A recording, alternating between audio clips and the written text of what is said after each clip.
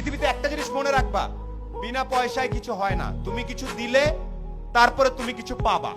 এটা সবচেয়ে আমাদের সবার মন খারাপ হয়ে যায়, আমাকে ডাকলো না কেন, আমাকে সম্মান দিল না কেন, আমাকে ট্যালেন্ট পুলে বৃত্তি দিল না কেন, কারণ তুমি ভালো একটা খাতা জমা দিতে পারো নাই। এই জন্যে আমি আবারও ব্যাক করি, আমি সোলায়মান সুখন।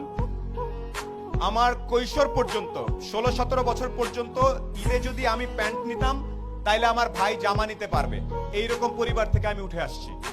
আমার বাবা ছিলেন আর্মির একজন সার্জেন্ট, যেটাকে আমরা হাবিলদার বলি। আমরা ছিলাম 5 ভাই বোন।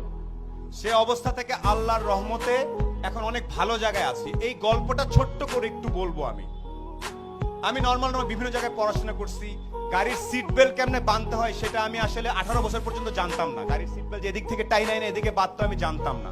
আমি জানতাম না ওই পারফিউমের নাম কি, এগুলো জানতাম না। এখন আমি একটা জিনিস জানতাম, একমাত্র জ্ঞান অর্জন করলে, একমাত্র পরীক্ষার রেজাল্ট গুলা ভালো করলে সামনে কোনো না কোনো ভাবে আমার জীবনে পরিবর্তন আসতে পারে।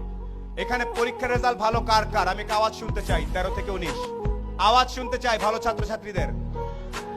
এখানে প্রত্যেকে ভালো ছাত্রছাত্রী আমি জানি। আমি আজকে লিস্টে পড়েছি, পলক ভাই প্লেনে আসতে আসতে বলছিল যে এত ছেলে মেয়ে, এত কৃতি সন্তান আমি কিভাবে ছবি তুলবো একসাথে, আমার তো পুরো মাঠ লাগবে। সিংড়ার মতো একটা জায়গায় এতগুলা মেধাবী ছেলে মেয়ে তৈরি হচ্ছে।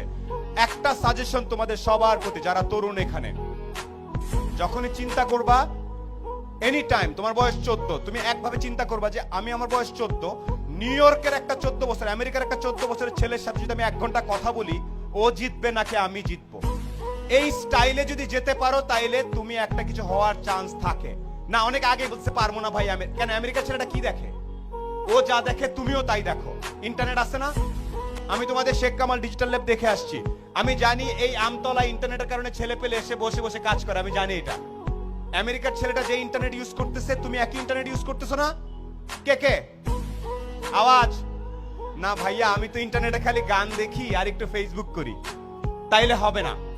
আবারও একটু বলি কিছু কিছু বেসিক জিনিস।